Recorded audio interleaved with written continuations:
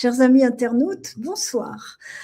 Charles de Monarque vous a surpris lors de notre dernière émission sur Gallia.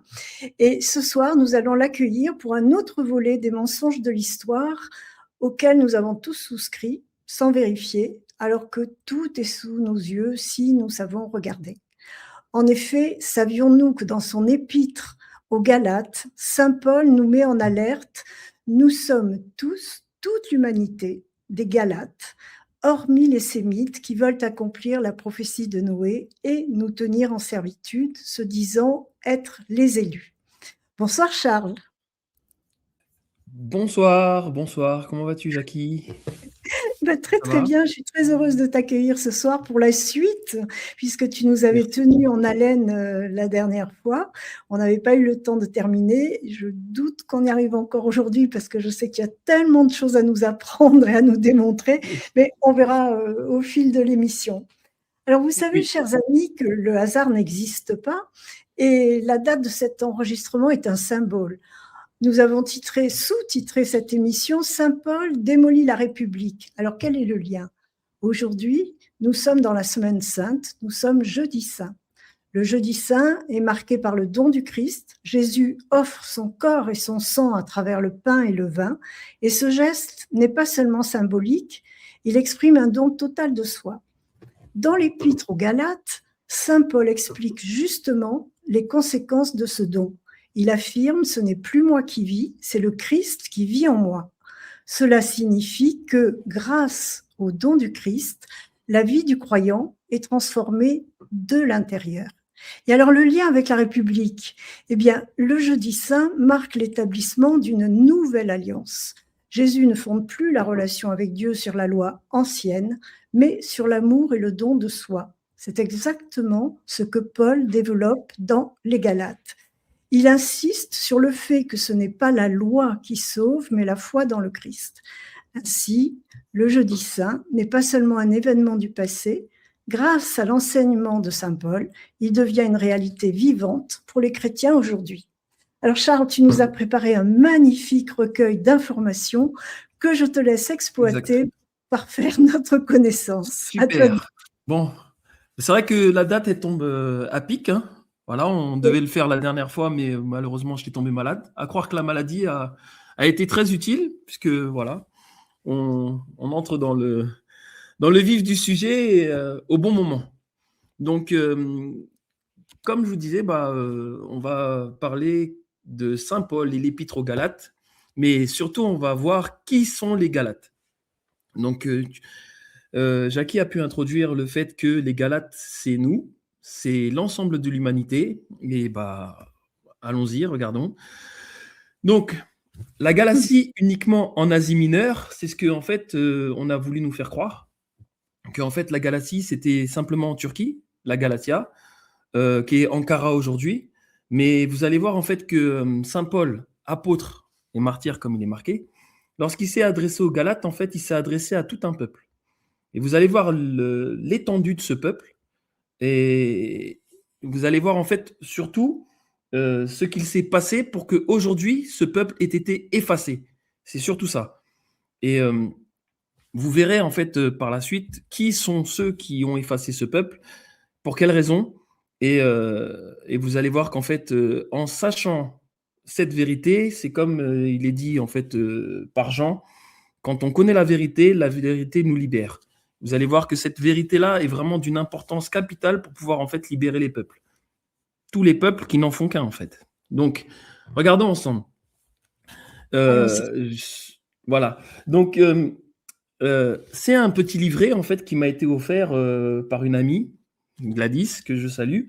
Elle m'a offert ce livret et je vous cache pas que les 19 premières pages m'ont en fait énormément intéressé. Pourquoi? Parce qu'en fait, je connaissais le nom des Galates. Je connaissais cet épître aux Galates, mais en fait, je n'avais pas pris le temps réellement en fait de le lire dans son entièreté, voilà, de l'étudier. Et le fait de l'avoir en tout petit comme ça, ça m'a donné en fait l'envie de le parcourir. Et les 19 premières pages, vous allez voir, elles sont vraiment en fait d'une importance capitale. Et celle-ci, rien que celle-ci, suffirait en fait à pouvoir changer les choses. Donc, petit clin d'œil. Lutetia parisiorum, d'accord? Donc, vous voyez, Lutetia parisiorum. On l'appelait encore Lutetia. C'était une des parties de Paris, d'accord? Parisiorum.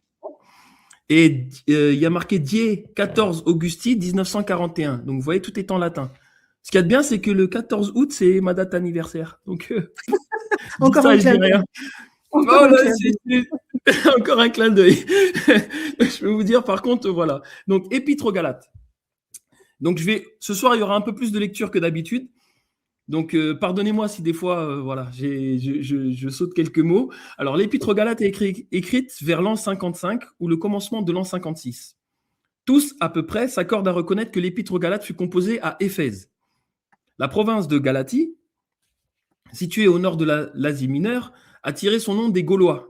Vous savez bien, je déteste ce mot-là, les Gaulois, parce qu'en fait, c'est ce qui permet en fait de cacher le fait les Galiens ou les Gallies, parce que c'était des Gallies, qui s'en étaient emparés dans le IIIe siècle avant notre Seigneur, excusez-moi, j'ai barré Jésus parce que je sais pourquoi, notre Seigneur le Christ, d'accord? C'est important.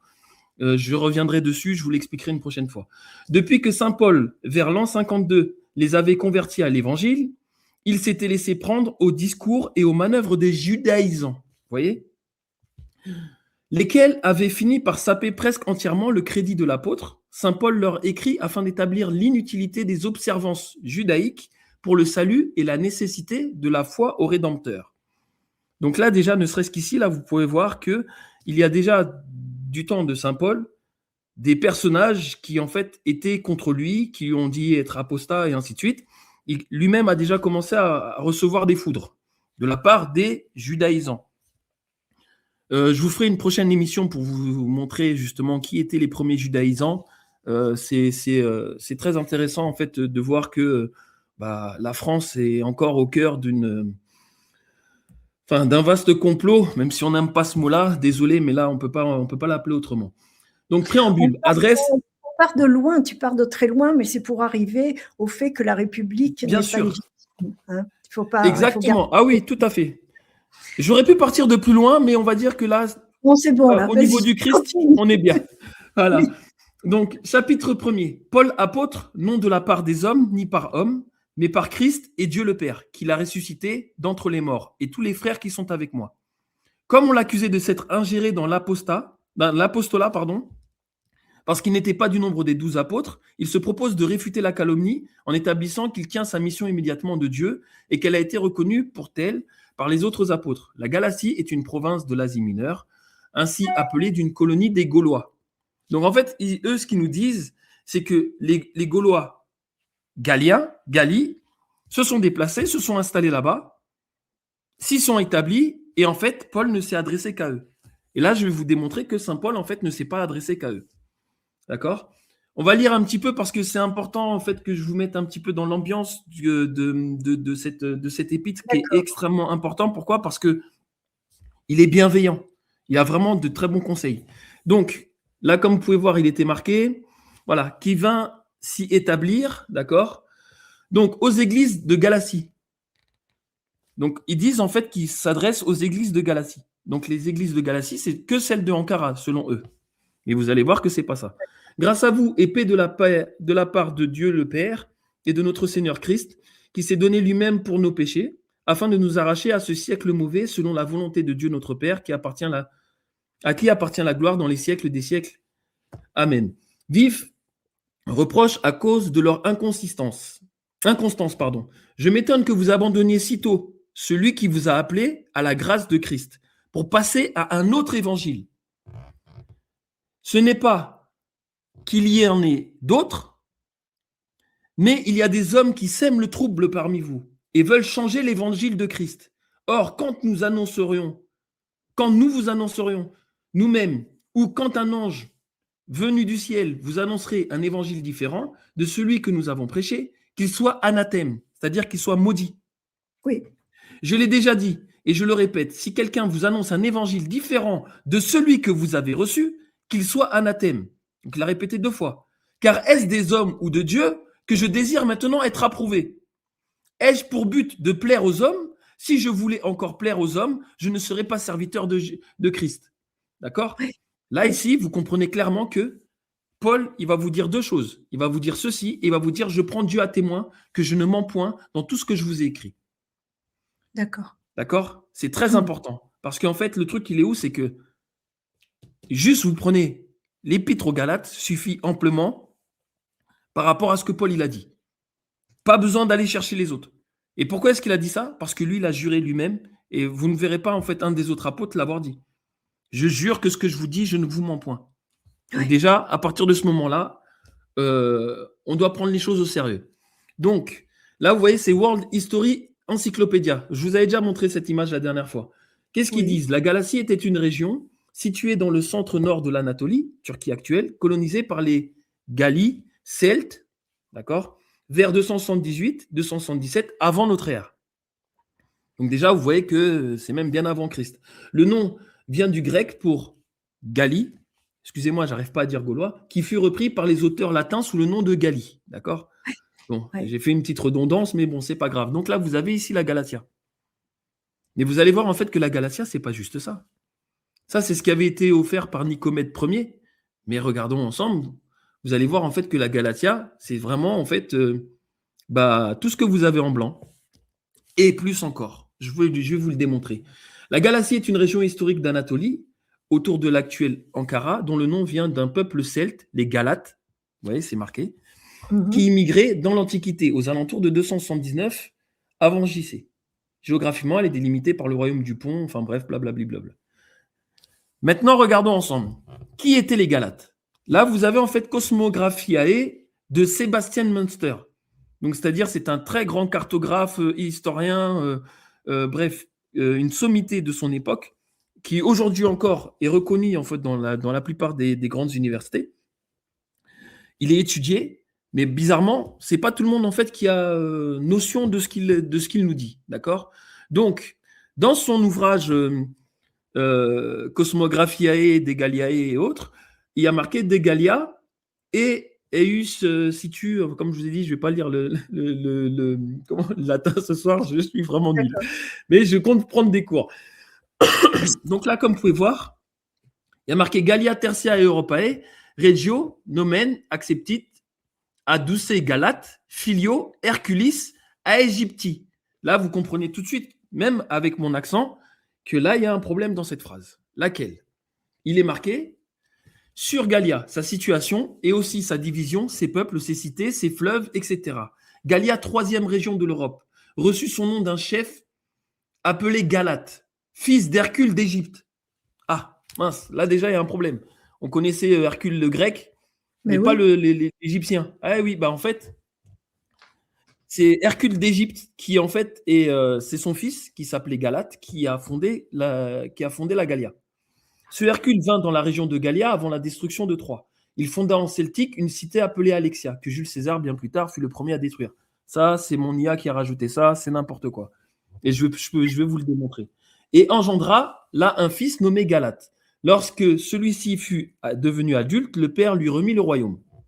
Oui. Celui-ci ayant alors étendu les limites de son royaume et accompli de nombreux exploits sous sa domination, ses sujets furent appelés, d'après lui, Galates. Et lui-même, Galatia. Mais les Romains, retranchant une syllabe du mot Galatia, en firent Gallia. Et vous verrez que ça aussi, c'est pareil. Les Romains n'ont rien à voir avec tout ça. Ça s'est fait au fil du temps. Les Romains, en fait, faisaient partie de la Gallia. C'était, en fait, une province. Donc, je ne vais pas... Il faut aller... Voilà, exactement. Et là, vous avez, en fait, Sébastien Münster qui le dit, mais ce n'est pas le seul. En fait, vous avez aussi Johannes Jansonius. Johannes Jansonius aussi, qui est pareil, en fait, un néerlandais, parce qu'en fait, la Hollande, la Belgique, l'Allemagne, l'Autriche et autres faisaient partie aussi de la Gallia. D'accord? Donc, lui-même, dans son ouvrage Galliae Civitatum Tabulae, il nous a laissé, là, il y a une petite description de lui, regardez, cartographe et éditeur néerlandais majeur du XVIIe siècle, l'un des plus influents de son époque, successeur et beau-fils de Jodocus Hondius. Il a dirigé la maison d'édition Blaeu, Ondius Jansonius, c'est vraiment une sommité, c'est-à-dire qu'on ne le remet pas en question quand il parle de sujet, en fait. Il est vraiment très connu et voilà, il est très respecté. Dans son ouvrage, il y a ce poème, en fait, de Martin Schockius, Ad Galliam. Comme vous pouvez voir, Galliae, Gallia Caesariaeis, Caesariaeis, Latio, et ainsi de suite. Donc, dans ce poème, qu'est-ce qui est dit? À Gallia, dont quelques villes sont représentées dans des planches. Gallia honorait des triomphes césariens du Latium. Donc déjà, là, vous comprenez que Gallia est honorée par les triomphes de César. Oui. Donc, c'est-à-dire que Gallia est au-dessus des triomphes de César, que le Rhône traverse, que la Saône fend, etc., etc., que partage la vaste Seine et que la Garonne arrose de son fleuve poissonneux. La France, là, quoi. Ce qu'on appelle la France. Voilà, c'est ça. Dans tes frontières semble se trouver contenu le monde entier. Et parmi eux brillent plus éclatants les deux astres. 1000 villes sont à toi. 1000 villes sont à toi, 1000 palais superbes, et Rome ne te suffit pas, puisque tu t'élèves au-delà même d'elle. Tu te lèves au-delà de Rome. C'est-à-dire que on nous a toujours dit que Rome, c'était l'Empire romain, c'était le plus grand des empires, ainsi de suite. C'est faux. Tout ça, c'est une construction comme la République. Gallia est au-dessus. Gallia est au-dessus et a toujours été au-dessus, en fait. Rome, ce sont des insurgés, je vais vous le démontrer tout à l'heure. Vous avez cette page-là, en fait, où, en fait, dans le Civitatum de Johannes Jansonius, vous le retrouvez sur la BNF, vous avez en fait plusieurs villes dont il fait la description. Et notamment, je suis tombé sur la ville de Nemaesus. Et Nemaesus, en fait, comme vous pouvez voir, il est aussi marqué Nemaiso, Herculis, Aegypti, Filio. Ah, mince, il y a un deuxième fils d'Hercule Égypte. Tout à fait. Et là, en fait, ce qu'il y a d'intéressant, c'est de voir la date. Appelée Nîmes dans la langue vernaculaire, cette ville très ancienne fut, dit-on, fondée par Nemaesus, fils d'Hercule l'Égyptien, 1159 ans avant JC, avant la naissance du Christ. 1159 ans. Tu parles de Nîmes, la ville qu'on connaît en Camargue. La ville qu'on connaît, qui s'appelle Nemaesus, du nom du fils d'Hercule l'Égyptien. Voilà. Et là, c'est Johannes Jansonius qui reprend les mêmes sources que Sébastien de Münster. C'est-à-dire que là, à partir de ce moment-là, quand on commence à avoir deux sources équivalentes, c'est difficile de remettre en question, surtout en fait quand ce sont des sommités en histoire, cartographie et tout ce qui s'ensuit. Connu universellement. Moins 1159, il faut savoir que Rome en fait a été fondée en moins 753. Ah, ça fait beaucoup d'années là quand même. Ça fait plus de 400 ans. Enfin, ça fait 400 ans environ. 400 et quelques années, 406 ans. 4 siècles d'écart. 4 siècles d'écart. Donc vous comprenez que la ville de Nîmes, qui n'est pas la plus grande ville de la Gallia, 4 siècles après.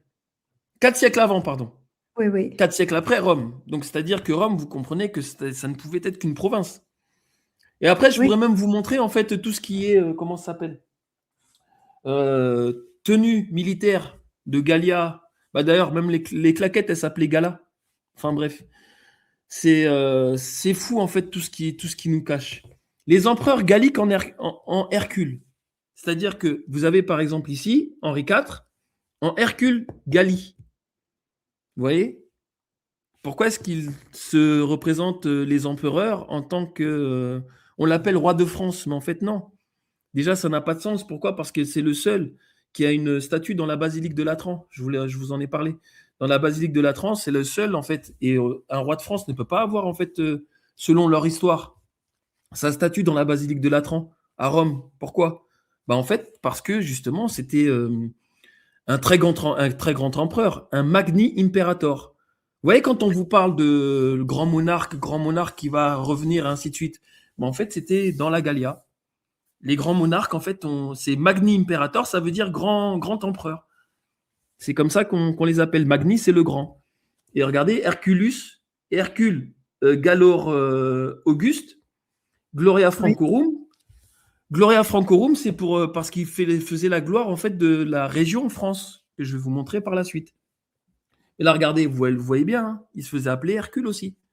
Oui. En fait, les impérators, les Magni Imperator à Augustus, Déjà, quand on entend un Auguste, Auguste, c'était les titres romains, soi-disant. Oui, Non, oui. en fait, c'était des titres galliens. Vous voyez? Ludovicus XIV, un gentil. Ah, là, ça commence à être intéressant. Parce que vous allez voir en fait que le lien, il se fait justement avec Saint Paul des Galates sur les gentils. Vous savez, c'est quoi les gentils? Les gentils qu'on appelle les goïs, les goïms. Vous savez, ceux qui, soi-disant, sont les non-élus. Oui. Donc, on a les Galates, qui seraient les gentils, parce que Ludovicus XIV lui-même est un gentil. Et pourquoi est-ce qu'on nous cache le mot gentil, le mot gens, qu'on a fait Jean? On a dit, ouais, c'est les gens maintenant. Bah, en fait, vous allez voir que ce mot gens, gentil, goy, galate, tout ça, c'est le même peuple, le peuple de Saint Paul. Là, vous avez l'Historiarum Galliae, ab excessu Henrici IV, d'accord? Dans cet ouvrage, vous avez en fait cette page où on vous parle encore de Herculis Gallici, parce qu'en fait, Oui. on peut dire gallique aussi, parce qu'en fait, on dit c'est l'Empire gallique, quand on parle de Oui, oui, l'Empire ça de revient au Gallia, même, ça revient au même, oui. d'accord? Voilà, Ouais. c'est ça exactement. Et après, vous allez voir que justement, le fait qu'il s'appelle gallique, vous allez le retrouver partout dans le monde. Des endroits où justement, on parle de l'Empire gallique. Et regardons ensemble ce qu'ils disent. Là, vous avez le terme, en fait, gentilitia, qui ressort. Les gentils. Ifero, voilà, c'est les gentils. Vous voyez, juste au-dessus de Hercules, vous avez gentilitia. Oui. D'accord. Et en fait, la gentilité. Et en fait, la gentilité, c'est un terme qui est extrêmement important, qu'ils ont effacé et qu'ils ont remplacé par le terme famille. Et ça aussi, on va le voir. Parce que le mot famille, pardon, mais il fait mal. C'est Alors, très très important ça, c'est très important parce que tu vas nous parler à Louis des XIV, roi très. mots. Oui. Pardon, tu as dit? J'ai pas Non, non, entendu. vas-y, vas-y, je t'écoute. À Ludovicus XIV, parce qu'il ne s'appelait pas non plus Louis XIV, ça c'est aussi une enfume.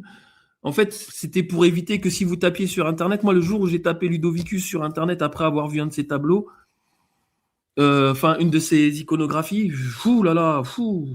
J'ai dit mais c'est qui ce monsieur là? Bizarre, Ludovicus XIV quand même. Ludovicus XIII, Henrici, enfin bref. Très intéressant de faire les fouilles. Il ne manqua pas depuis le décès de ton père, de Jean, qui au premier siècle de ton règne adorèrent ta majesté comme les Perses adorent le soleil levant, etc. Voici que je me prosterne devant ton autel et j'y suspends l'image qui t'est gentilité. Reçois ces prémices que je t'offre depuis ton propre fond. Cette table contient les travaux d'Hercule Gallique. C'est lui le Hercule Gallique, comme vous avez pu voir sur sa médaille. Donc, par rapport au mot gentilité, Galliarum, on sait, c'est les Gallias, d'accord? C'est son terme, justement, roi très chrétien des Gallias et de Navarre. Navarre n'était qu'une région. Et si vous voyez bien marqué, il n'y a pas marqué France.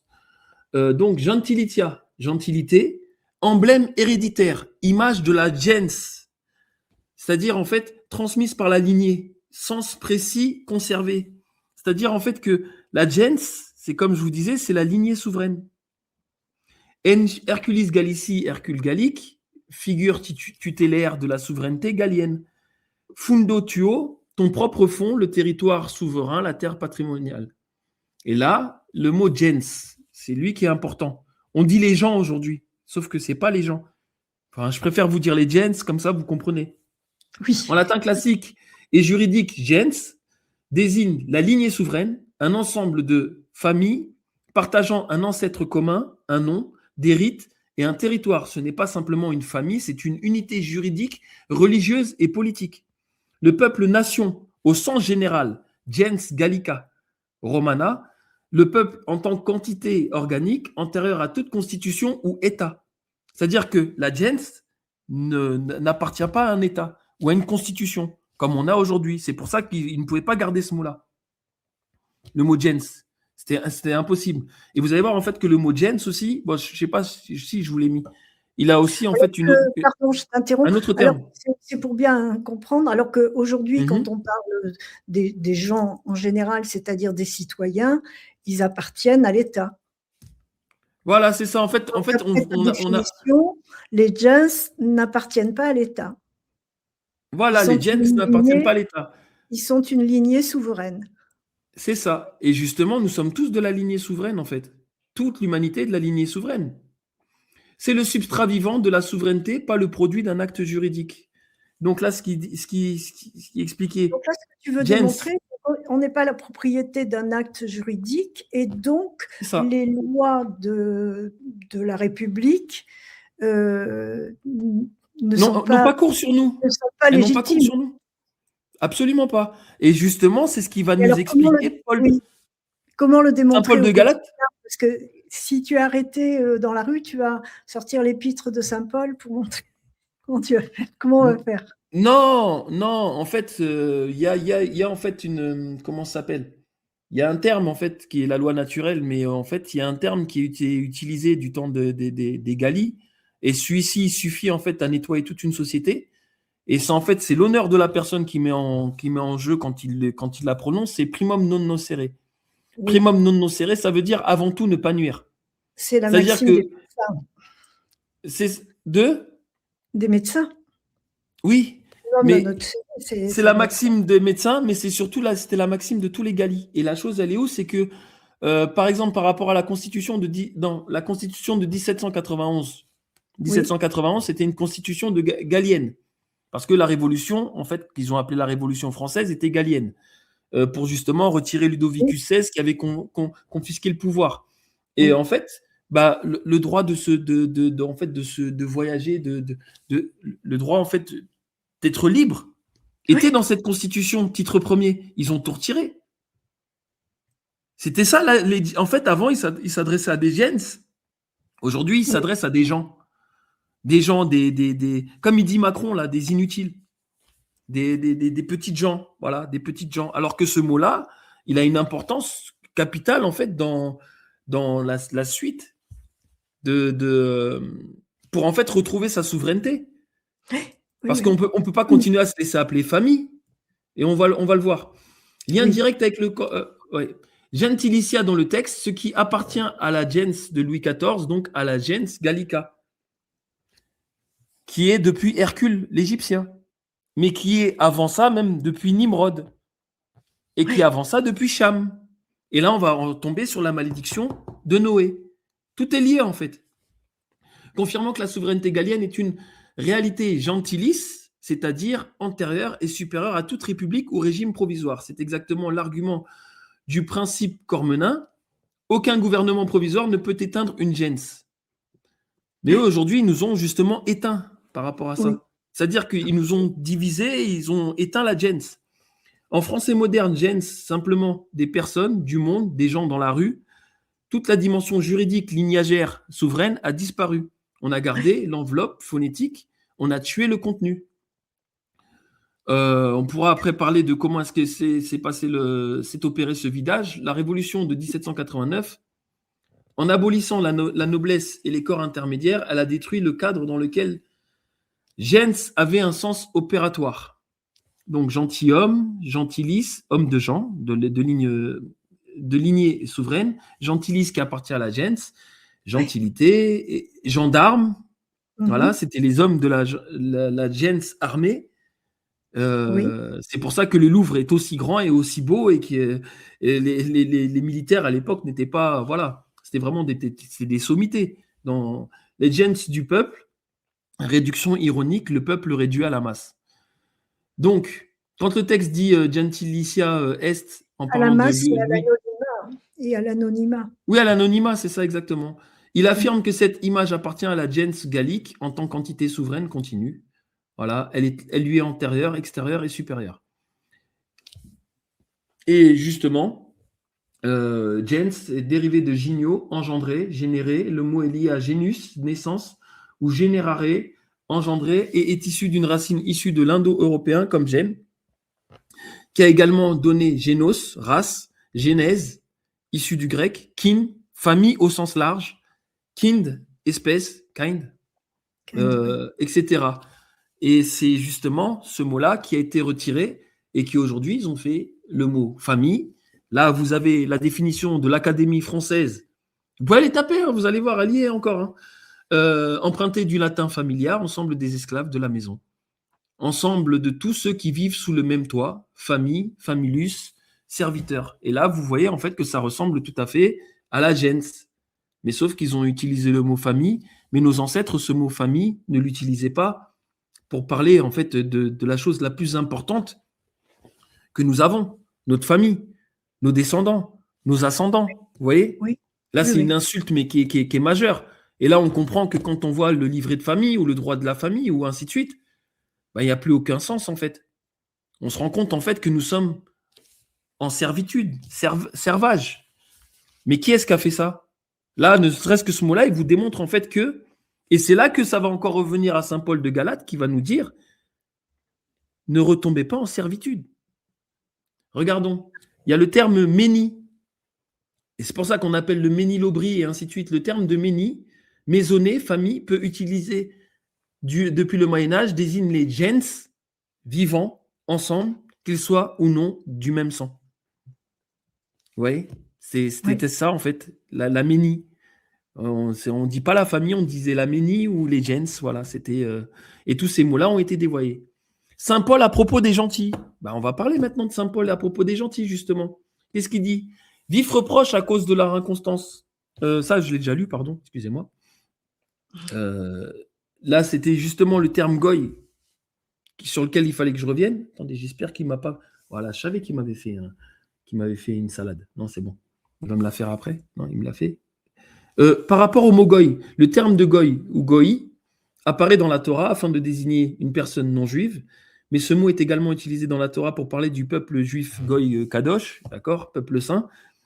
Le dictionnaire encyclopédique du judaïsme donne au mot goy la signification de gentil, du latin gentiles, c'est-à-dire de non-juif, et stricto sensu de nation, selon ensemble de personnes déracinées de leur identité ethnique et ainsi de suite. Le pluriel du mot goy est goïm, est admis dans des dictionnaires, etc., etc. Donc vous voyez bien que en fait, mot goy, c'est les nations pour eux. D'accord? La première référence à ce mot biblique dans la Genèse, le pluriel goïm, est employé pour désigner les nations, plus souvent non israélites. D'accord? Oui. Donc, là, on revient maintenant sur les gens. C'est pas ici, c'est là. Regardez. Écoutez ce qu'il dit.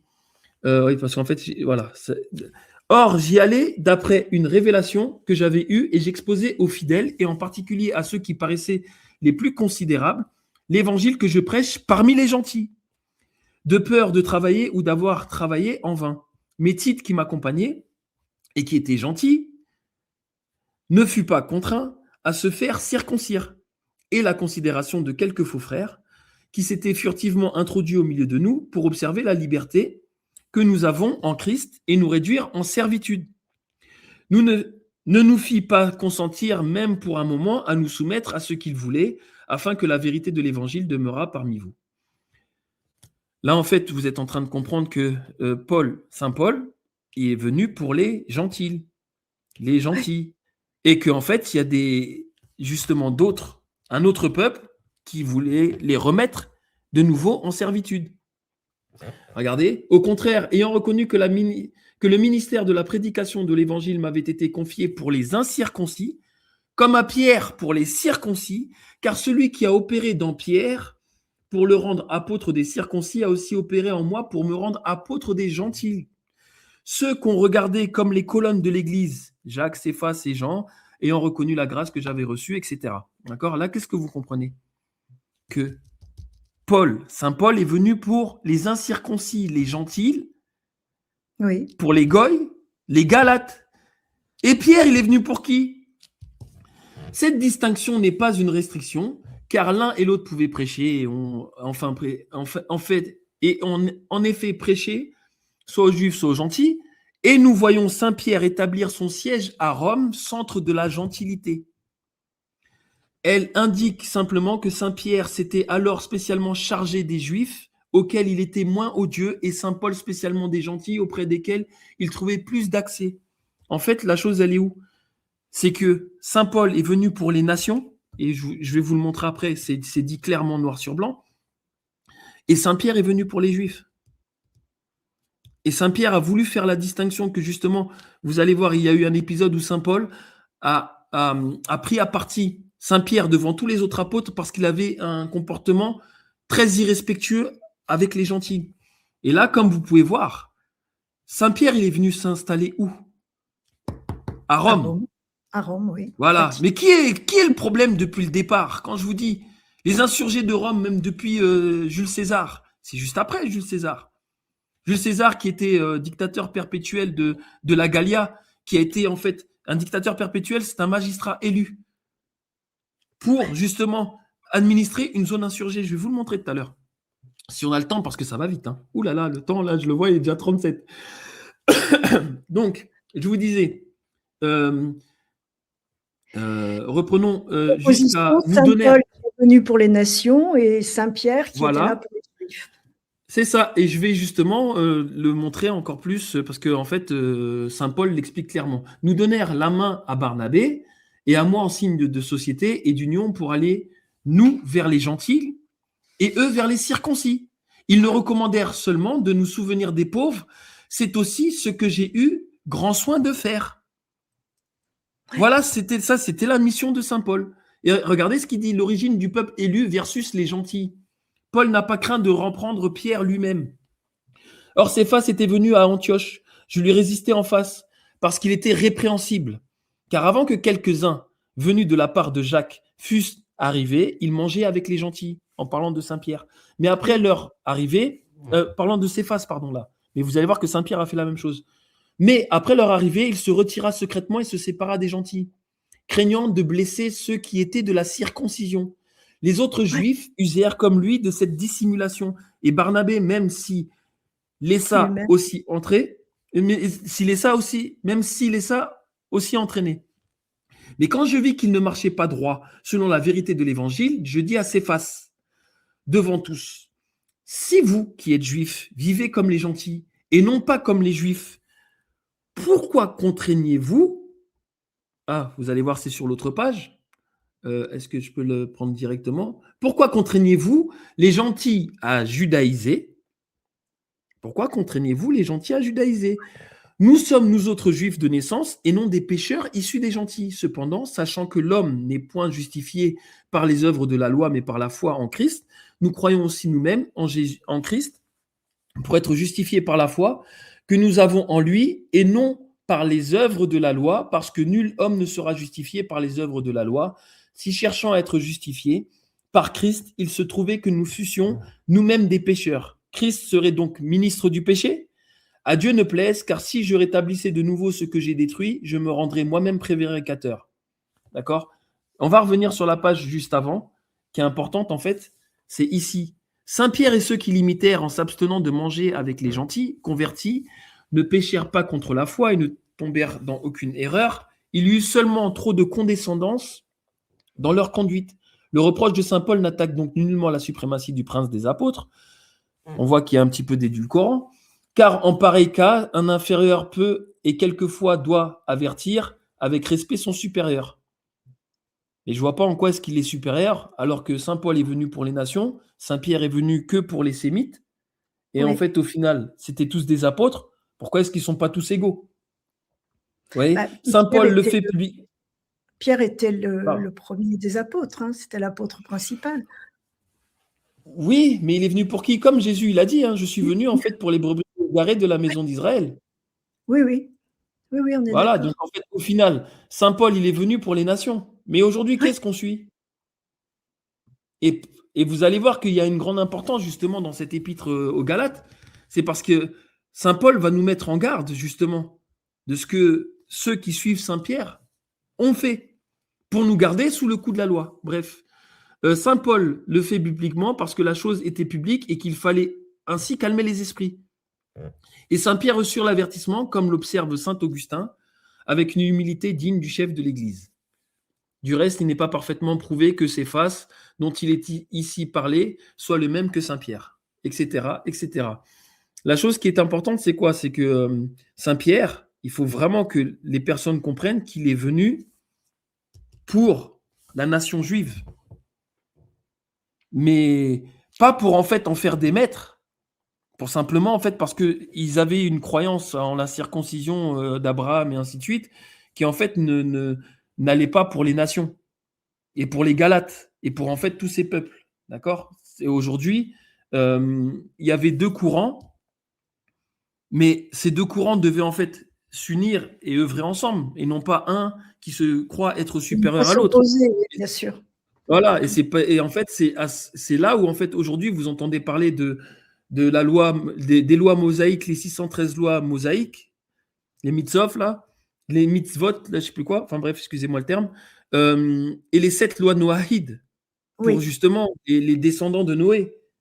Enfin, mais Oui. quels descendants? Ceux qui sont justement de la lignée de Cham. Et on va voir justement la malédiction de Cham, elle est très importante, cette malédiction. C'est celle qui démontre en fait qu'aujourd'hui, nous sommes sous le joug de maître. Et là, c'est là que c'est important. Regardons ensemble. La loi n'a pas aboli la promesse antérieure. Mes frères, je parlerai selon le langage humain lorsqu'un homme a fait un testament en bonne forme. Nul ne peut ni le rejeter, ni rien y ajouter. Or, les promesses de Dieu ont été faites à Abraham et à celui qui naîtrait de lui. L'Écriture ne dit pas à ceux qui naîtront comme si elles ont eu voulu marquer plusieurs, mais elle dit comme parlant d'un seul, et à celui qui naîtra de toi, lequel est Jésus-Christ. Voici donc ce que je dis. Il y avait une alliance confirmée de Dieu. La loi qui n'a été donnée que 430 ans après n'a pu la rendre nulle, ni anéantir la promesse. C'est-à-dire Abraham, il a eu en fait une promesse. D'accord? Moïse a eu les lois qui sont venues 430 ans après, mais la promesse d'Abraham n'a jamais été effacée. Ce n'est donc plus par la promesse, or c'est par la promesse que Dieu l'a donnée à Abraham. Et là, il est marqué quoi? La loi devait préparer les Juifs à Christ. À quoi donc a servi la loi? La loi devait servir aux Juifs pour suivre Christ, qu'ils ont renié. Ils ne voulaient pas, en fait, rentrer dans la lignée des Galates. Elle a été établie pour faire reconnaître les transgressions jusqu'à l'avènement de celui qui devait naître et que la promesse regardait. Et ce sont les anges qui l'ont donnée par l'entremise d'un médiateur. Or, un médiateur ne l'est pas d'un seul. Et Dieu est seul. La loi est-elle donc contre les promesses de Dieu? Nullement. Car si la loi que nous avons reçue pouvait donner la vie, il serait vrai de dire que la justice viendrait de la loi. Mais l'Écriture a tout renfermé sous le péché, afin que ce que Dieu avait promis fût donné par la foi en Christ à ceux qui croiraient. Or, avant que la foi fût venue, nous étions sous la garde de la loi, qui nous tenait renfermés pour nous disposer à cette foi qui devait être révélée un jour. Ainsi, la loi a été pour nous un maître qui nous a conduits comme des enfants à Christ, afin que nous fussions justifiés par la foi. C'est-à-dire, la loi, elle était là que pour apprendre en fait aux Juifs, aux talmudistes là et tout ça là, d'arrêter de faire leurs bêtises. Arrêtez de vouloir mettre les peuples en servitude et de vouloir être les maîtres. Voilà pourquoi la loi de Moïse est venue. Elle est venue pour les éduquer, pour pouvoir en fait revenir à la foi et non pas à la loi. Mais eux, qu'est-ce qu'ils se disent? Ah non, on n'en veut pas, nous on est bien avec la loi. Pourquoi? Parce que, comme ils disent, vous allez voir tout à l'heure, la vidéo, j'espère qu'on aura le temps de la passer, ils le disent clairement. Ils auront plus de 1000... ils auront plus de combien? Je crois 1000 esclaves parmi les Galates. Et il est là maintenant en fait l'histoire. Maintenant regardons, la foi nous a affranchis de la tutelle de la loi. C'est saint Paul qui le dit. Voilà pourquoi aujourd'hui saint Paul n'est pas à la tête de l'Église des nations. Parce qu'il a dit quoi? Mais la foi étant venue, nous ne sommes plus sous la conduite d'un maître. Donc la loi n'est plus maître, il n'y a plus de loi. Puisque vous êtes tous enfants de Dieu par la foi en Christ, car vous tous qui avez été baptisés en Christ, vous êtes revêtus de Christ. Il n'y a plus ni juif, ni gentil, plus d'esclaves, ni de libres, plus d'hommes, ni de femmes, mais vous n'êtes tous qu'un en Christ. Or, si vous êtes à Jésus-Christ, vous êtes donc la race d'Abraham, héritier selon la promesse. Voilà ce que eux, ils ne veulent pas. Il n'y a plus de juifs, il n'y a plus de gentils. Si, eux, ils vous disent non. Aujourd'hui, nous, on est toujours vos maîtres, avec nos prêtres dans l'église du Vatican, avec nos rabbins dans le judaïsme, avec nos imams en islam. Voilà, nous sommes toujours vos maîtres. Et ça continuera à rester comme ça parce que nous, ça nous plaît d'être servis alors qu'il n'y a plus de servitude, il n'y a plus de loi. Il n'y a que la loi naturelle qui se met en place, et il va l'expliquer tout à l'heure. Il va dire, aimez votre prochain comme vous-même. Il n'y a que cette loi qui reste, primum non nocere. Avant tout, ne pas nuire, rien de plus. C'est marqué noir sur blanc, le Christ nous a délivrés de la servitude de la loi. Chapitre 4, je dis de plus, tant que l'héritier est encore enfant, il ne diffère en rien du serviteur, quoiqu'il soit le maître de tout, mais il est sous la puissance des tuteurs et des curateurs jusqu'à temps marqué par son père. Donc là, en fait, qu'est-ce qu'on comprend? Qu'un enfant, c'est normal qu'il soit aidé à gravir petit, et en fait, après, par la suite, s'émanciper. Voilà, ça à quoi servait la loi? Mais une fois qu'il a compris, bah, la loi, le père, il laisse l'enfant vivre. Il n'y a plus. Saint Paul nomme ainsi la loi de Moïse, laquelle a été, comme les premiers éléments, l'alphabet de la religion de Christ. C'était pour apprendre à lire, à écrire, à être bon envers son prochain, et ainsi de suite. C'était l'alphabet. A, B, C, D, E, F, G, H. Apprenez à écrire, apprenez à lire, et rejoignez Christ. Voilà ce qu'ils ne veulent pas. Vous voyez un petit peu qu'en fait, on est dans un mensonge qui est innommable, en fait. Mais qu'est-ce qu'ils ont fait après Saint-Pierre? Eh ben, ils ont commencé, en fait, à prendre tous les anciens écrits, et réécrire l'histoire. Ils ont réécrit l'histoire à partir des anciens textes. Pour, en fait, faire en sorte de quoi? Bah, de nous tromper et de nous garder dans la servitude de la loi. C'est pour ça qu'ils veulent nous mettre sous les 613 lois mosaïques et les 7 lois noahides pour garder en fait leur servitude sur nous. Mais ça, Saint Paul, il a dit, ça ne peut pas rester comme ça. Aujourd'hui, pourquoi est-ce que vous avez autant de lois en France, autant de taxes, autant d'amendes, autant de ceci, de cela? Regardez, eux, ils sont simples en plus, ils ne prennent même pas de répercussions karmiques. C'est comme pour les vaccins. Les vaccins n'étaient pas obligatoires, mais si vous voulez avoir une vie sociale, faites-vous vacciner, sinon vous n'aurez plus de vie sociale. D'accord, vous allez regarder sur Internet, vous tapez carte nationale d'identité, est-elle obligatoire? Non. Même modus operandi. Qu'est-ce qu'ils font? C'est vous, avec votre consentement, qui est rentré dans leur société et dans leurs règles.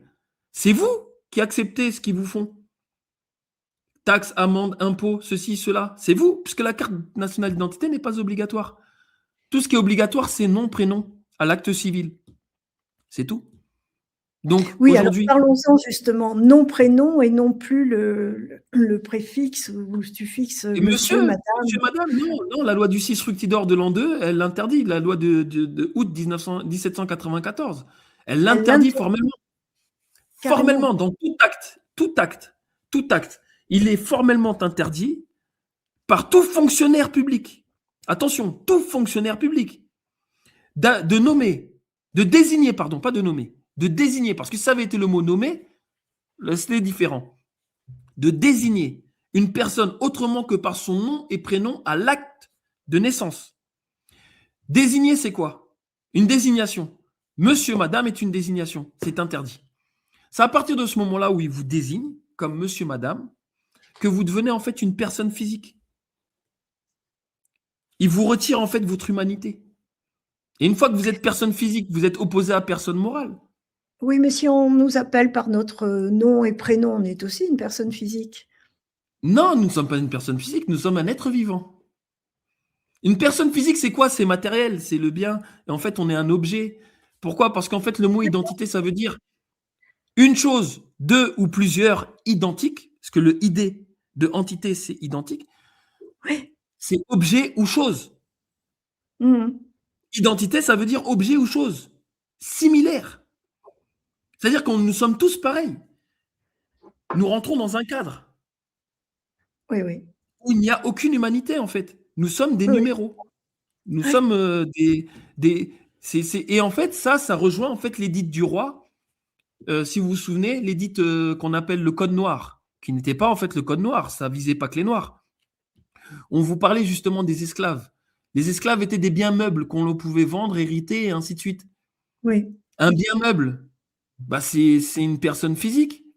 Pourquoi? Parce que c'est un bien matériel. Nous sommes un bien matériel. Quand on accepte en fait de se faire appeler personne physique, on est opposé à une personne morale. La personne morale, elle a la capacité étendue au niveau du juridique. La personne morale, qui est une entité virtuelle, qui est la société, une société, une entreprise, elle a plus de droits en justice qu'une personne physique. À partir de ce moment-là, comment le virtuel a plus de droits qu'un être humain? Et ça, je peux vous en passer des histoires avec le mot avocat, avec le mot client.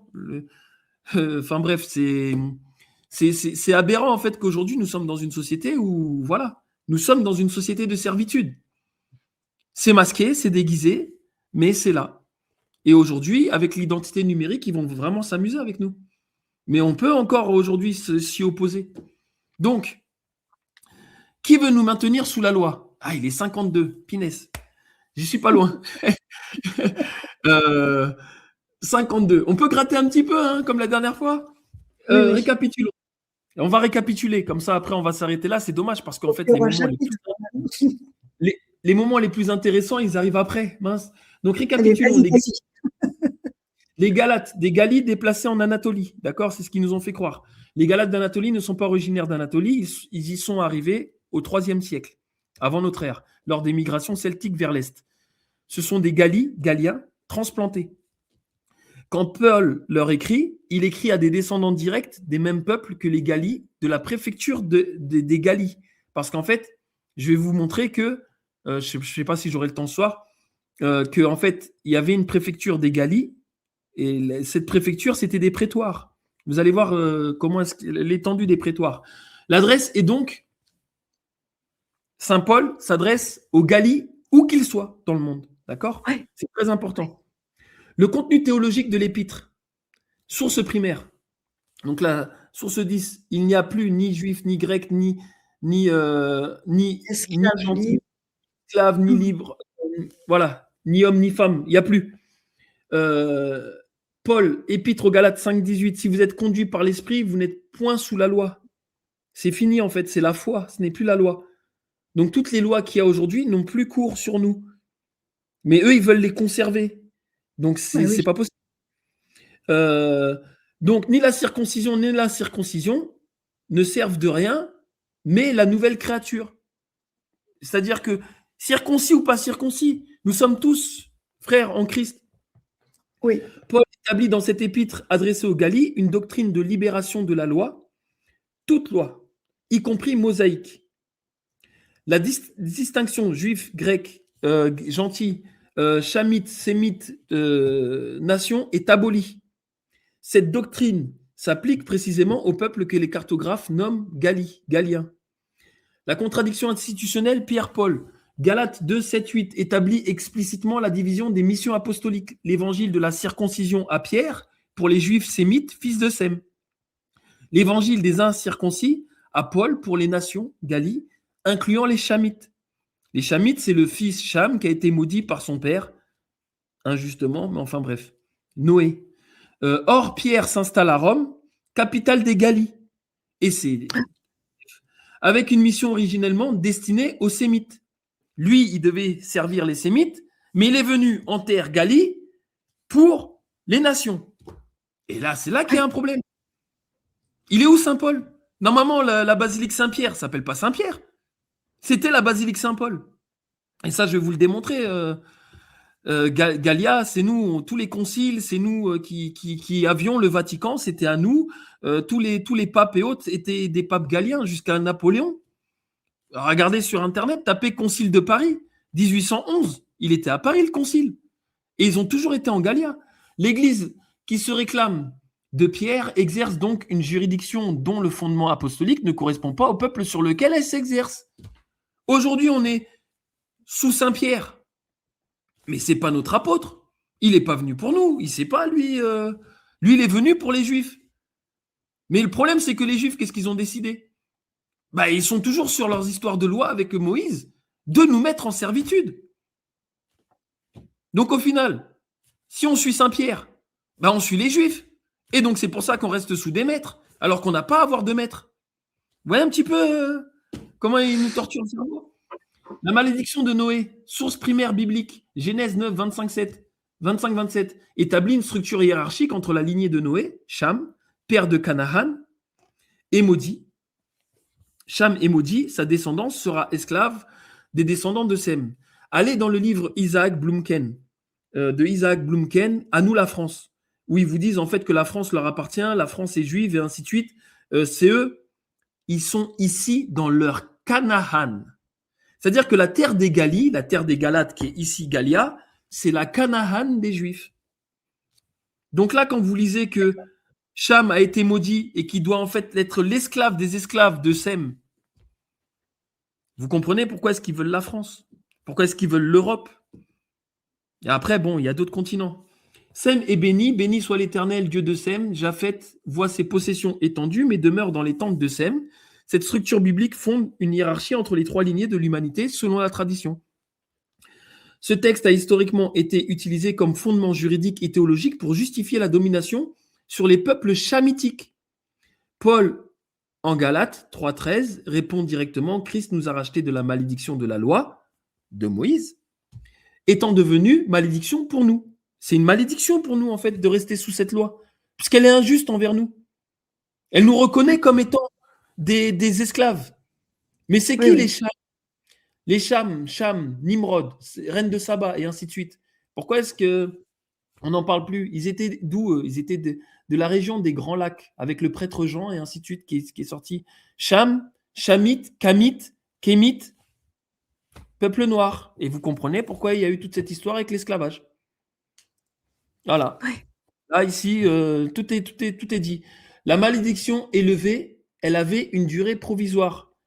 La loi de Moïse devait durer jusqu'à Christ. Mais eux, ils l'ont perduré. Oui, c'est pour ça qu'ils attendent toujours le Christ. C'est pour ça mais ils vont l'attendre encore et encore et encore, même celui. Mais là, celui qui va venir, il va dire quoi? Comme c'est un faux messie, il va pas être sur la foi de Christ, il va être sur la loi de Moïse. La loi de Moïse, oui. Il va établir de nouveau l'esclavage, mais encore pour toute l'humanité. Là, c'est ce qui est en train de se passer. Hein, Louis XX. Ouais, je dis ça, je dis rien. Bref. Bon. Alors, Dieu parla encore à Noé et à ses fils avec lui en disant: Voici, j'établis mon alliance. Donc, au début, Noé avait établi une alliance. Enfin, non, pardon. Yahvé avait établi une alliance avec tous les fils de Noé. Et en fait, au final, qu'est-ce qui s'est passé? Noé a trop bu. Noé a commencé à cultiver des raisins. C'est le premier qui a bu du vin. C'est le premier qui est tombé sous. Cham l'a vu nu. Donc, comme il l'a vu nu, il s'est reculé. Il est parti chercher ses frères qui ne l'avaient pas vu nu. Donc, lui, il ne voulait pas en fait commencer à le revoir nu et lui mettre un vêtement sur lui. Donc, il a dit à ses frères: reculez, allez lui mettre quelque chose sur lui. Et lui, en fait, qu'est-ce qu'il a fait, Noé, quand il s'est réveillé? C'est marqué, lorsque Noé se réveilla de son vin, il a pris ce que lui avait fait son fils cadet. Il avait juste dit: allez recouvrir votre père, mais ne le regardez pas. Moi, je ne peux pas y retourner, je l'ai déjà vu nu. Donc, Noé, ça ne lui a pas plu, il dit: maudit soit Canaan, qu'il soit l'esclave des esclaves de ses frères. C'est-à-dire que ce n'est même pas l'esclave, c'est l'esclave des esclaves de ses frères. Il dit encore: béni soit l'Éternel, Dieu de Sem, et que Canaan soit leur esclave. Que Dieu étende les possessions de Japhet, qu'il habite dans les tentes de Sem, et que Canaan soit leur esclave. Donc, c'est-à-dire Japhet, Sem, œuvre contre Canaan, Cham. Mais Sem, c'est qui? C'est les Sémites, c'est les Juifs, donc c'est Saint-Pierre. Et nous, c'est qui? C'est Cham. Ah, mince, on est toutes les nations. Et bien là, vous comprenez pourquoi est-ce qu'aujourd'hui, on est dans ce pétrin. Parce que nous acceptons encore de rester sous les lois noahides, structure juridique documentée par les sources primaires rabbiniques. Les sources rabbiniques primaires établissent une distinction juridique formelle entre juifs et nations. Les 613 mitzvot de la Torah sont réservés aux seuls juifs. Les nations, appelées Beni Noach, fils de Noé, sont soumis aux 7 lois noahides, corpus juridique distinct administré selon les principes du Talmud. Alors eux, ils ont 613, soi-disant, ils marchent sur l'eau, ils sont trop forts, ils ont 613 lois, et en fait, ces 613 lois leur permettent, eux, d'être élus, et de nous tenir sous le joug des 7 lois noahides. De dominer le monde. Voilà, de dominer le monde. Mais eux, ils viennent de lignée de Sem. Mais Sem, c'est Saint-Pierre. Ah, mince. Mais c'est pas nous, ça. Nous, c'est Cham. Ouais. Donc, c'est Saint-Paul. Et vous comprenez l'importance. Maintenant, regardez bien Maïmonide. Dans les Ilkhot Melachim, Ilkhot Melachim, 9.14 précise que le Ben Noach, qui transgresse l'une de ces lois, c'est-à-dire l'une des 7 lois noahides, est passible de la peine de mort par l'épée sur le témoignage d'un seul témoin et par le décret d'un seul juge. Ce corpus juridique place donc les nations sous une autorité rabbinique distincte de leur propre souveraineté. Ce mouvement a été relancé activement dans les années 1960-1990 par le rabbin Menachem Mendel Schneerson, les Lubavitch, puis institutionnalisé en 2006 à Jérusalem, la fosse qui est là-bas en Palestine, par l'établissement d'un grand conseil de type Sanhedrin. Il existe aujourd'hui une fédération noahide francophone active proposant des cours et engagements formels devant 3 rabbins. Voilà. Donc, c'est-à-dire qu'aujourd'hui, là où nous, Saint Paul nous a dit hey, vous êtes libres, vous n'avez plus de loi avec vous, vous êtes libres, vous n'avez plus de maître. Et on continue d'accepter des maîtres. Il ne faut pas se poser la question de pourquoi est-ce qu'on est dans cette galère dans le monde. Hein. Donc, oui. La réponse de Paul, Galate comme une personnalité libérée. Chocus écrit dans sa préface Ad Gallium, Finibus et Ninkenana, dans tes frontières se conclut le monde entier. Dans les frontières de la Gallia se conclut le monde entier. Münster établit que Galate, fils d'Hercule, d'Égypte, est le père de tous les Gallies, dont les Romains ont contracté le nom en Gallia. Les Galates d'Anatolie ne sont qu'une branche de ce peuple universel. Paul s'adresse aux Galates, toutes les nations, et leur dit 4 choses fondamentales, source primaire canonique. Galates 3.13. Christ nous a rachetés de la malédiction de la loi. La malédiction de Noé sur Cham est levée. Galates 3.24-25. La loi était une pédagogie provisoire. La foi étant venue, nous ne sommes plus sous la tutelle de la loi. Galates 3.28. Il n'y a plus ni juif, ni grec, ni gentil, ni esclave, ni libre, ni homme, ni femme, car tous vous êtes un en Christ. Toutes les distinctions juridiques entre lignées sont abolies. Galates 5.1, c'est pour la liberté que Christ nous a affranchis. Demeurez donc fermes et ne vous laissez pas mettre de nouveau sous le joug de la servitude. C'est ce que nous dit saint Paul. Ce mémorandum ne s'inscrit dans aucune hostilité envers qui que ce soit. Il rapporte des faits issus de sources primaires des 2 traditions rabbiniques et pauliniennes. Afin que les peuples galliens, nations, puissent connaître les structures dans lesquelles ils s'inscrivent et la liberté qui leur a été proclamée. La connaissance est le premier acte de souveraineté. Et la connaissance de la vérité nous libérera. Vous voyez ? Là, aujourd'hui, vous avez compris l'importance de l'épître de saint Paul aux Galates. On ne peut pas dire mieux, en fait. Qu'est-ce que tu fais de la séparation de l'Église et de l'État ? La séparation de l'Église et de l'État ? Mais non, mais ça encore, c'est une enfume, ça. C'est une enfume. Parce qu'en fait, au final, c'est toujours le Vatican qui contrôle l'État. Hein. Ça, je vous le dis. Ça naît noir sur blanc. C'est toujours le pape qui contrôle. Mais ce n'est pas le pape blanc du Vatican. C'est le pape jésuite, le grand pope, qui est lui aussi au Vatican. Le pape noir, on l'appelle le pape noir. Et c'est lui qui est en fait à la tête de tout ça, là, en fait. Et qui est à la tête de la franc-maçonnerie, qui a sorti de la... C'est lui qui a... En fait, il faudrait que je puisse pousser plus loin l'explication sur les Galates et sur, en fait, l'épître aux Galates. Pourquoi ? Parce qu'en fait, saint Paul, il nous dit clairement... attendez, je vais essayer de vous le trouver tout de suite, vous allez comprendre. Parce que là, en fait, il y a encore tellement de choses à vous dire. Oui, j'en suis qu'au début. Je vais vous trouver en fait la partie où saint Paul en fait il nous dit, regardez, c'est ici. Écoutez bien, vous allez comprendre en fait. Vous savez que le Vatican, prostitution, blanchiment d'argent, drogue, vente d'armes et ainsi de suite, c'est là-bas. Et le pape noir jésuite est encore pire. C'est lui qui a la tête de tous ces marchés. Mais écoutez ce que nous disait Paul. Je vous le dis donc, conduisez selon l'esprit. Et vous n'accomplirez point les désirs de la chair, car la chair a des désirs contraires à ceux de l'esprit, et l'esprit en a de contraires à ceux de la chair, et ils sont opposés l'un à l'autre. Saint Paul est venu pour l'esprit, et eux, avec leur rituel, sont venus pour la chair. Si vous avez vu, les rituels, c'est toujours le corps qui bouge, rarement l'esprit. D'accord? Regardons. De sorte que vous ne faites pas toutes les choses que vous voudriez. Si vous êtes conduit par l'esprit, vous n'êtes point sous la loi. D'accord? Mais pourquoi il nous laisse sous la loi? Or, il est aisé de connaître les œuvres de la chair, qui sont la fornication, l'impureté, l'impudicité, la luxure, l'idolâtrie, les empoisonnements, les inimitiés, les dissensions, les jalousies, les animosités, les querelles, les divisions, les hérésies, les envies, les meurtres, les ivrogneries, les débauches et autres crimes semblables, car je vous déclare, comme je vous l'ai déjà dit, que ceux qui les commettent ne posséderont point le royaume de Dieu.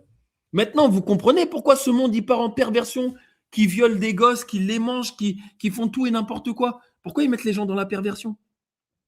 C'est pour nous éloigner du royaume de Dieu, pour nous éloigner des fruits de l'esprit. Au contraire, sont la charité, la joie, la paix, la patience, la bénignité, la bonté, la longanimité, la douceur, la foi, la modestie, la continence, la chasteté. Il n'y a point de loi contre ceux qui vivent de la sorte. Pourquoi est-ce qu'aujourd'hui on entend les actualités, c'est toujours tout et n'importe quoi, on n'entend plus ce qui se passe de bon entre nous et ainsi de suite? Pourquoi tout ça n'est plus mis en avant? Tout ça, normalement, c'était dans la loi pour apprendre aux Juifs à être bons. Mais eux, ce qu'ils veulent, c'est justement, vous savez, comment dire, Saint Paul, il vous dit, avant tout, ne pas nuire. Mais qu'est-ce qu'il vous dit, Jacob Frank? Vous savez, les jacobins, les franquistes, de sa bataille de Séville, tous ceux en fait qui sont les faux messies de justement cet ordre-là que l'on a en place là. Parce que Macron, c'est un jacobin. Et Jacob Frank, en fait, c'était le second faux messie après sa bataille de Séville. Et qu'est-ce qu'il dit, lui? Il dit avant tout nuire. La rédemption passe par la nuisance. Faites le plus de mal possible et vous serez bénis. C'est pas moi qui le dis, c'est Jacob Frank. Donc, à partir de ce moment-là, on voit bien que ces deux corps qui s'opposent. Vous voyez un petit peu? On est en fait dans... Et je n'ai même pas terminé. Parce que là, je vais m'arrêter là pour ce soir parce que il est déjà 21h08. Je pense que voilà, ce qui est dommage, c'est que... La vidéo que tu avais prévue dure combien de temps? La vidéo que j'avais prévue? Oui. En fait, la chose, elle est où? Je n'ai pas en fait de... Tu n'as pas de lien? Je pensais en fait aller beaucoup plus vite, mais comme là, il y a beaucoup de lectures ce soir, c'est différent. Donc, j'ai pas bien jaugé en fait par rapport à ça. Et là, après, il y a encore une vidéo de 10 minutes qui est hyper importante. Parce que là, qui veut nous maintenir sous la loi? Je vous ai déjà fait une partie. Mais ici, par exemple, vous voyez les scènes... Parle-nous à côté là, de la preuve rabbinique. L'image à côté. La preuve rabbinique. Côté, à droite. Ah, celle-ci là? Oui. Preuve ultime de plagiat rabbinique? Oui. Ah, mais en fait, non, je peux pas. En fait, il faut déjà que je vous explique celle-là. Okay. Parce qu'en fait, et là, vous allez comprendre en fait le lien avec les Cham. Les Cham, Kémites. Alors, explique-nous ça et puis on s'arrêtera après. D'accord? D'accord. Donc, je vais essayer d'aller assez vite et de manière assez claire. Donc, les Sémites divisent les nations et les asservissent par les religions. Comme je vous ai dit, les maîtres, rabbins, imams et prêtres. Ils sont là pour nous diviser et pour nous tenir en joug dans la servitude. Là, ce que je vais vous montrer, c'est que la Bible de Tob, par exemple, tromperie et plagiat reconnus par l'église de Pierre, qui s'appelait Simon, dans le but d'usurper la mission de Saint Paul, qui était de guider les nations de Galie, Goïm, d'accord? C'est important ce que je vais vous montrer, ça c'est dans le prologue de l'introduction à la Bible, dans la Bible de Tob. Regardez ce qu'ils disent, c'est très intéressant. Les livres de la Bible sont l'œuvre d'auteurs ou de rédacteurs qui veulent témoigner des dons et des manifestations de Dieu au milieu de leur peuple. Beaucoup d'entre eux sont restés dans l'anonymat, notamment dans l'Ancien Testament. Une bonne partie de leur œuvre s'inspire des traditions et des coutumes des communautés dont ils sont issus.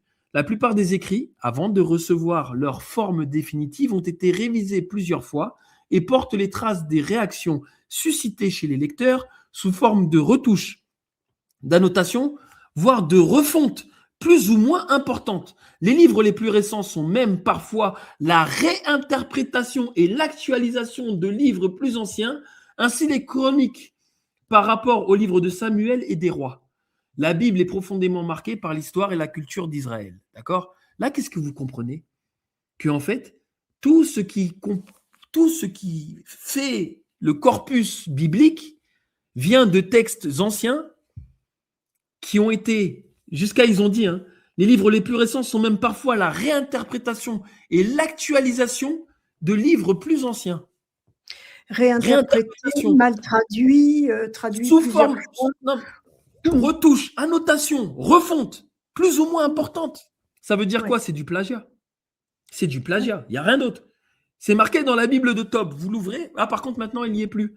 Kalala Omotunde, celui qu'ils ont tué et qui a fait beaucoup justement pour rétablir la vérité sur l'origine des textes, d'où proviennent les textes qu'on fait le corpus de la Bible, ils l'ont tué, ils l'ont empoisonné. Il a beaucoup œuvré justement pour remettre l'église au milieu du village. Oui. Et la chose, elle est importante, c'est quoi? C'est qu'il a démontré que le plagiat, il est immense. Mais regardez maintenant, là, ici, qu'est-ce qu'il nous dit Saint Paul? Notre gloire n'est qu'en Christ. Vous voyez quelle lettre je vous ai écrite, etc., etc. Attendez, l'important, c'était cette parole-là. Regardez. On vous parlait en fait que la plupart du livre, en fait, c'est les coutumes d'Israël. Mais vous savez qui sont les Israélites? Allez, je vais vous le dire. Selon saint Paul, l'apôtre dictait ordinairement ces lettres, en faisant remarquer aux Galates que celle-ci qu'il leur adresse est écrite de sa propre main. Il leur fait voir l'amour particulier qu'il leur porte. Et en fait, par rapport à la notation, il est marqué « à ceux qui, par la foi, sont aux yeux de Dieu les vrais Israélites ». D'accord? C'est ici, car en Christ, ni la circoncision ni l'incirconcision ne servent de rien, mais la nouvelle créature, d'accord? Qui est la nouvelle créature? C'est ceux qui ont la foi et non la loi, d'accord? Qui sont les vrais Israélites? Ce sont les Galates. Donc, c'est-à-dire que eux se disent être Israélites, les Sémites, alors que ce n'est pas eux les Israélites. Saint Paul le dit. Ce sont ceux qui ont la foi et non pas ceux qui ont la loi. À partir de ce moment-là, après, je pourrais vous montrer encore beaucoup plus de choses sur qui sont réellement les Israélites et d'où ils proviennent. Là, vous avez en fait le cahier Évangile, sagesse de l'Égypte ancienne. Ça, c'est un cahier fait par le Vatican. C'est leur manière à eux, en fait, en fait, comme ils avaient trop de procès, ils se sont dit, on va publier un ouvrage qui va reprendre les passages que l'on a pris dans les différents corpus anciens. Et voilà, sagesse de l'Égypte ancienne. Ah, ils le reconnaissent. Hein.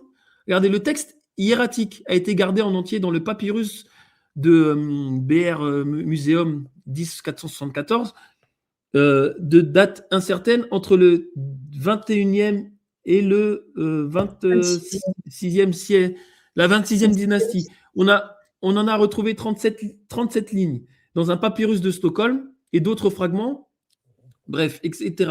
Là, qu'est-ce qu'il dit? La composition de l'œuvre pourrait remonter plus haut que la période Ramside, peut-être aux environs de 1400 avant Christ. Il est donc peu probable que l'enseignement d'Amenénopée, d'accord, ait subi l'influence de plusieurs passages des proverbes bibliques, comme l'ont pensé R.O. Kevin, et ainsi de suite en 1931. En fait, qu'est-ce qu'il disait?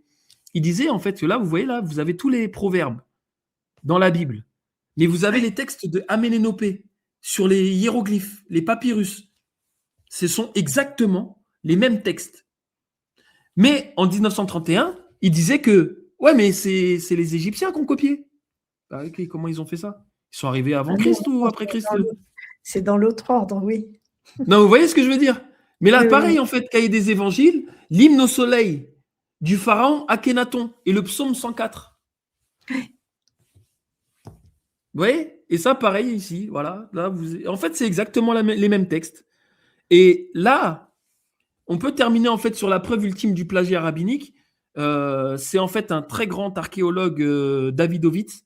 Par contre, la vidéo, elle dure 10 minutes. Est-ce que ça va? On peut la passer? Non, ça sera trop long, là. C'est trop long. En fait, sur la fresque, je vais vous expliquer rapidement. En fait, c'est très, très simple. De cette fresque naquit la Bible. D'accord? Oui. La fresque que vous voyez ici naquit la Bible. Et vous savez pourquoi? Parce qu'en fait, sur cette fresque-là, il y a un passage où, en fait, nos ancêtres, d'accord, qu'est-ce qu'ils ont fait? Parce que vous allez voir, en fait, quand on vous parle d'Hercule l'Égyptien, vous faites le lien maintenant. Hercule l'Égyptien, Galate, et eux, les rabbins, qu'est-ce qu'ils ont fait? En fait, ils ont traduit, pour faire leur corpus de la Bible, un texte de Aménophis, fils de Apou. D'accord? Aménopé. Non, attendez, c'est c'est Aménopé. Attendez, je sais plus. On va dire Aménophis, fils de Apou, d'accord? J'ai oublié son nom, mais dans la vidéo, il y est. Je vous le montrerai. On va dire c'est Aménophis, fils de Apou, c'est-à-dire un grand prêtre, d'accord? Dans le cartouche, qu'est-ce qu'ils ont fait? Ils avaient écrit Aménophis, fils de Apou, dans le sens correct, et en fait, un peu plus loin, ils l'ont écrit inversé. Mais ils l'avaient fait parce qu'en fait, ça prenait moins de place. Mais qu'est-ce qu'il démontre en fait, Davidovitz? Il démontre en fait que dans la Bible, quand ils ont fait la traduction, il y avait un nom, parce qu'en fait, Aménophis, fils de Apou, c'est le patriarche Joseph. Et en fait, ils ont dit qu'il s'appelait d'un nom en fait qui n'avait aucun sens. Et quand lui, en fait, il a repris le cartouche et qu'il l'a correctement traduit, il a démontré qu'en fait, c'était l'inverse de Aménophis, fils de Apou. À partir de ce moment-là, cette fresque-là démontre que le corpus de Joseph et ainsi de suite, Joseph n'a pas existé. Joseph, le patriarche, c'était Aménophis, fils de Apou. Et que, en fait, eux, quand ils ont traduit la Bible, les rabbins n'ont pas fait attention à cette distinction de cartouche qui était inversée. Eh ben, ils ont dit un nom, mais à coucher dehors. Et au final, voilà. C'est-à-dire que aujourd'hui, tout ce que l'on nous dit est absolument faux. Passez la vidéo, s'il vous plaît. Ah, merci. Ouais.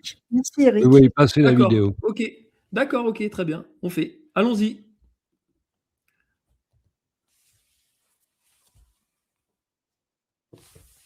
C'est bon, elle passe? Ah, pardon, j'ai remis sur. Il faut la lancer, voilà. Ouais.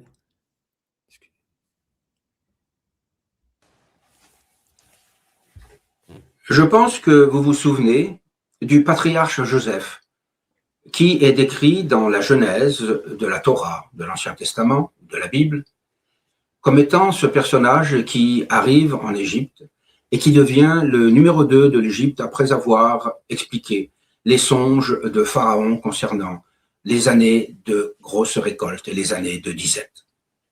Eh bien, ce personnage unique dans la Bible a son équivalent historique en la personne du plus grand scribe et savant de l'Égypte antique, à savoir Aménophis, fils de Apou, qui vécut de 1437 à 1356 avant Jésus-Christ.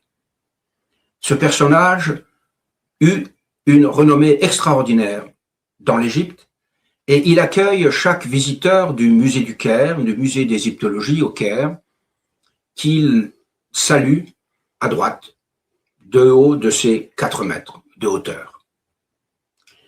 Il décède à l'âge de 81 ans, un âge respectable pour l'époque, après avoir servi le très grand pharaon Amenhotep III, le père du pharaon monothéiste hérétique Akhenaton. Le pharaon Amenhotep III lui dédie un temple mémorial de statue royale situé dans la nécropole de Thèbes, près de la vallée des rois. C'est un acte unique dans l'histoire de l'Égypte que de voir un fonctionnaire honoré de la sorte. Il y a 75 ans, 2 jeunes égyptologues français, Alexandre Varil et Clément Robichon, découvrent les vestiges de ce temple mémorial d'Aménophis, fils de Apou, et publient leurs recherches en 1936. En 1936 et encore actuellement, le nom d'Aménophis, fils de Apou, s'écrit en hiéroglyphe Amenhotep, mais il se prononce Aménophis. Il reconstitue ce temple qui se trouve être un bâtiment d'une longueur de près de 100 mètres et qui est constitué de plusieurs volumes, dont des salles, dans lesquelles on pense que la mémoire du grand scribe et savant Amenophis, fils de Apou, avait été honorée par les prêtres et les clercs de cet ensemble.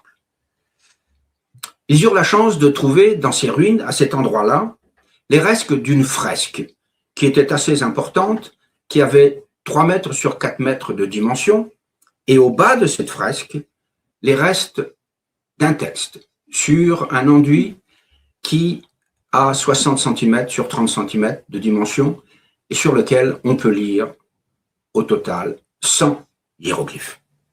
Ce texte honore le scribe royal, prince Amenophis, pour l'une de ses grandes inventions, et on peut lire « Nous sommes en l'an 30, le 3e mois de l'été, le 2e jour, le scribe royal Amenophis s'est incliné devant sa majesté et il va être honoré comme étant un très grand personnage du royaume. » J'ai pensé faire la comparaison entre le texte de cette fresque et le texte de l'honorification du patriarche Joseph dans la Bible. Voici le résultat. Dans la Bible, Pharaon dit à Joseph, « Vois, je te mets à la tête de tout le pays d'Égypte. » Et il continue. Dans la Genèse, nous allons comparer le texte avec celui de la fresque. « Et Pharaon ôta son anneau de sa main et le passa à celle de Joseph. » Dans la fresque, nous lisons, « Il reçut des ornements en or et en toutes sortes de minerais précieux. » Revenons sur le texte de la Bible. Pharaon le fit habiller de lin de première qualité, du byssus. Revenons sur la fresque. Son corps fut habillé d'étoffes délicates et de lin de première qualité. Dans la Bible, on lit « Et il suspendit le collier d'or à son cou. » Nous avons dans la fresque « Un collier en or pur et en toutes sortes de matières a été passé à son cou. » On continue dans la Bible. « Or, Joseph avait 30 ans lorsqu'il parut devant Pharaon, roi d'Égypte. » Dans la fresque, nous sommes en l'an 30, le grand scribe royal Amenophis s'est incliné devant sa majesté. Les chiffres concordent. Dans la Bible, Joseph a 30 ans, alors que dans la fresque, on célèbre son 30e anniversaire de sa prise de fonction comme numéro 2 de l'Égypte. Cette comparaison entre la fresque du temple mémorial d'Amenophis, fils de Apou, et le texte de la Genèse est un élément extrêmement important. Il montre que c'est un texte de cette sorte qui a été copié par les rabbins. Il ne constitue pas, à lui seul, une preuve à 100%. Il faudrait quelque chose d'autre. Et ce quelque chose d'autre est justement ce qui se trouve dans cette fresque pour arriver à la preuve à 100%. On pourrait très bien imaginer que la rédaction de la Bible a été faite à partir d'un texte similaire, mais attribué à un autre personnage. Et pourtant, lorsque l'on regarde cette fresque, on va y trouver un détail unique, insolite, et qui avait été relevé par les 2 jeunes égyptologues français lorsqu'ils l'avaient découverte, mais ils avaient ensuite laissé de côté cet indice. Sans suite, voici ce détail. Lorsque l'on regarde de près cette fresque, on s'aperçoit que les hiéroglyphes se lisent de 2 façons différentes. Sur la gauche de la fresque, ils se lisent en colonne de droite à gauche. Sur la droite de la fresque, ils se lisent en ligne de gauche à droite. Ainsi, nous avons à droite la ligne scribe royal, Amenophis, lecture de gauche à droite. À gauche de la fresque, on devrait avoir scribe royal, Amenophis, lecture de droite à gauche. Or, en fait, ce que l'on voit, c'est que le nom d'Amenophis est écrit pour une lecture de gauche à droite, alors que tout le reste du texte est écrit de droite à gauche, c'est-à-dire que le nom d'Amenophis est écrit à l'envers.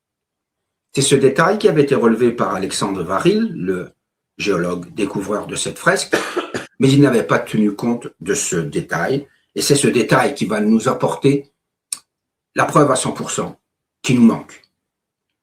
En effet, si l'on retourne dans la Genèse, on découvre que Pharaon donne le nom égyptien de Joseph. On lit « Pharaon nomma Joseph Tsaphenat Panéach et lui donna pour femme Asénath, la fille de Potiphéra, le prêtre d'On. » Il donna donc le nom égyptien de Tsaphenas Panéach.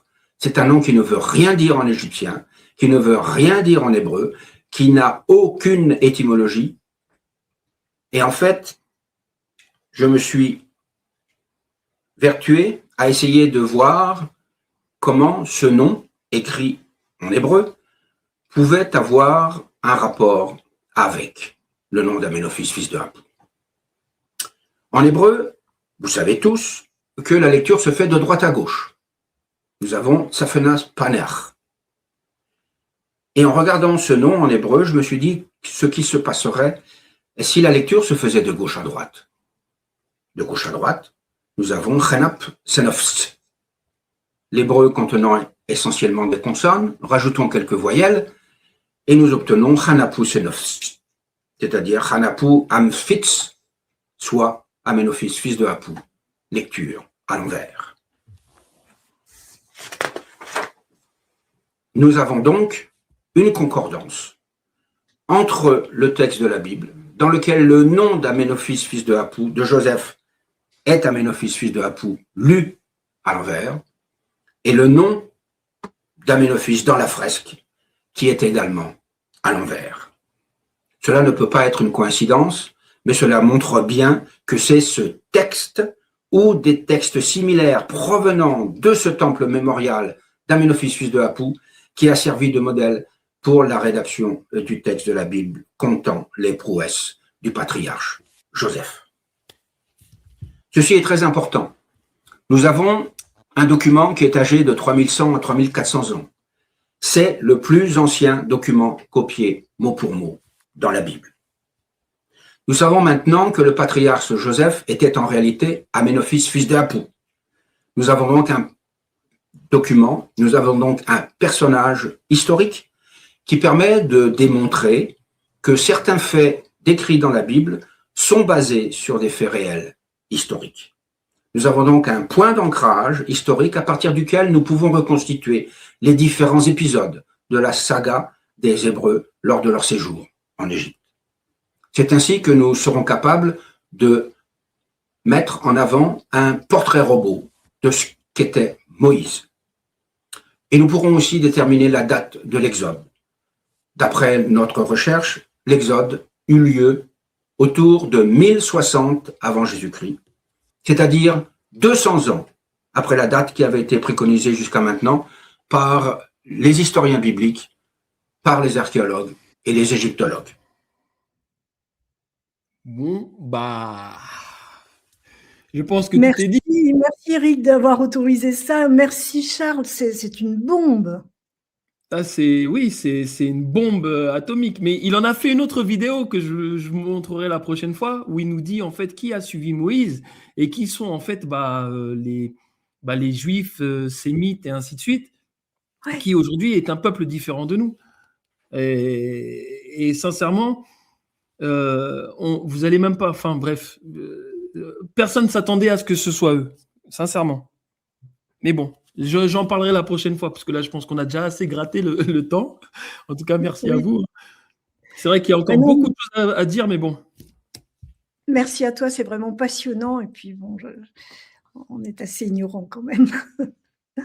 Merci. Oui, mais je l'ai été aussi, mais voilà, mon besoin de vérité, de connaître la vérité à surpasser tout ça. Et je suis content en fait de pouvoir le partager, c'est ça le plus important. Et puis ton enthousiasme est contagieux. Merci. Est-ce qu'on peut dire pour conclure que l'épître aux Galates est avant tout un appel à la vigilance, que saint Paul nous avait mis en garde et que ça reste actuel contre tout ce qui peut nous priver de notre liberté, et que les règles imposées n'ont pas de sens, les pressions, les divisions entre les hommes. Mais cette liberté n'est pas une liberté contre les autres, c'est une liberté pour aimer, pour vivre en vérité et pour reconnaître la dignité de chacun. Oui, on peut dire ça en fait, parce que comme il expliquait Saint Paul aux Galates, ne pas s'attacher à la terre. Aujourd'hui, on est dans un monde de matérialisme. Vous avez compris qu'aujourd'hui, en fait, nos élites elles nous font miroiter que la vie est belle dans la dernière voiture, la plus belle piscine, enfin faire des trucs de fou, enfin bref, prendre des drogues et tout ce qui s'ensuit. C'est-à-dire en fait nous accrocher au matériel, et comme il a dit Saint Paul, si on suit ça, on va nulle part. Aujourd'hui, c'est l'esprit avant toute chose. Donc, on doit s'attacher à l'esprit, on doit s'attacher à la foi. Et en fait, Christ a rendu les choses beaucoup plus simples, c'est-à-dire qu'il a retiré les 613 lois mitzvot et les 7 lois noahides. Il a retiré, il a aboli en fait l'esclavage, et il a fait en sorte en fait d'avoir qu'une seule loi. Aime ton prochain comme toi-même, c'est tout. Tu n'as pas besoin de te prendre la tête autrement.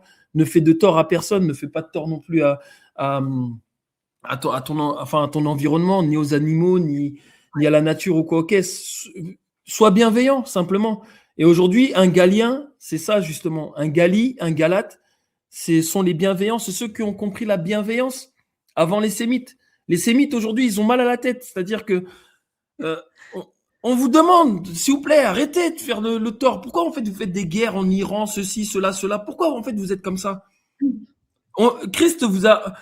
Moïse vous a ramené les lois mosaïques pour que vous vous calmiez, pour que vous appreniez l'amour, le partage avec votre prochain. Malgré ça, vous ne comprenez toujours pas. Et vous avez modifié les lois de Moïse pour en fait encore plus nous asservir. À quel moment vous allez comprendre les choses? C'est ça surtout qui est important. Nous, on n'est pas en guerre contre eux. C'est eux qui nous font la guerre. À un moment, réveillez-vous. Voilà, on est tous Galiens.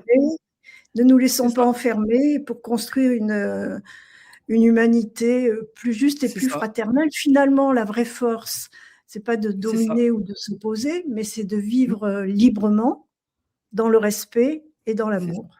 Simple. Et en fait, c'est ce que dit en fait un adage, on va dire, africain, qui est l'Ubuntu. C'est je suis bien que si nous sommes bien. C'est-à-dire que je ne peux pas être bien si.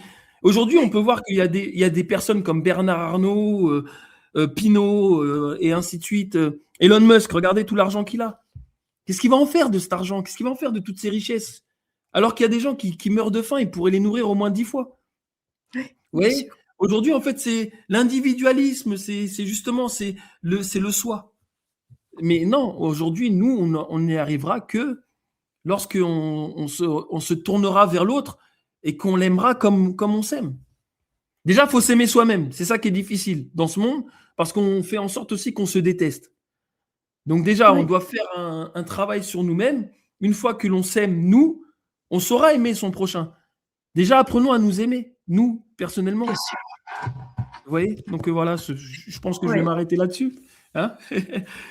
En tout cas, merci beaucoup, Jackie. Merci, Eric. Merci beaucoup, Charles. Pour cet accueil. Et merci, Eric. Il y a encore beaucoup à dire. Il faut dire c'est quand la prochaine. Hein? Oui, on va s'entendre.